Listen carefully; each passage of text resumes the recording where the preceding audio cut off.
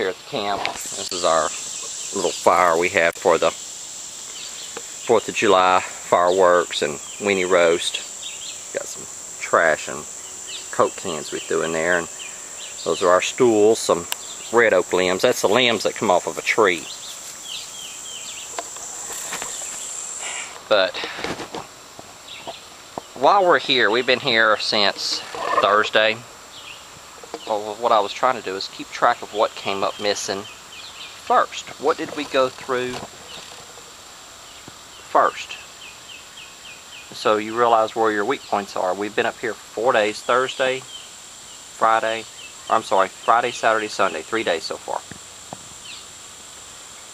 And one of the first things that came up missing, or come up used, not missing, but the first thing we used was the baby formula. My stepdaughter, for some reason, decided to go with this powder formula you mix with water. But that was the first thing that disappeared. That was the first thing we used up. So it just kind of hit me that if some type of disaster were to happen, is that the child's almost ready to go on solid food. But let's say these mothers that did not breastfeed, for some reason decided or had to use baby formula. That is a weak spot in your preparations, is that child. That you should make sure that the infants, the children in your family, have enough food to get them through some type of disaster.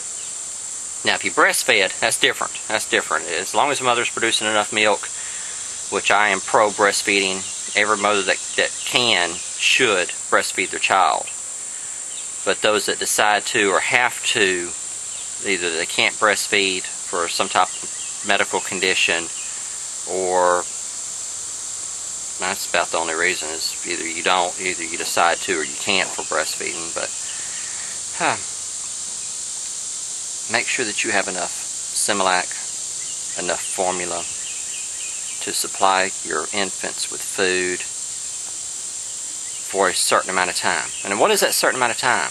Is that expect after some type of disaster, let's say regional disaster like a hurricane or a wildfire or earthquake, the government says to expect at least 72 hours before relief gets into your area. That's 3 days. I say more, at least a week. You take that 3 days and you double it to at least 7 days. Week, 3 days, double it, 6, add 1, 7. Let's just go ahead and make it a full week, 7 days. So that you should have enough water to mix with the formula, enough formula or liquid formula to last that child for a week. At least a week. At least a week. And once again, if you're breastfeeding, there's other considerations. The mother needs to eat properly, get enough water so she can make enough milk. That was one of our weak spots here, was the formula.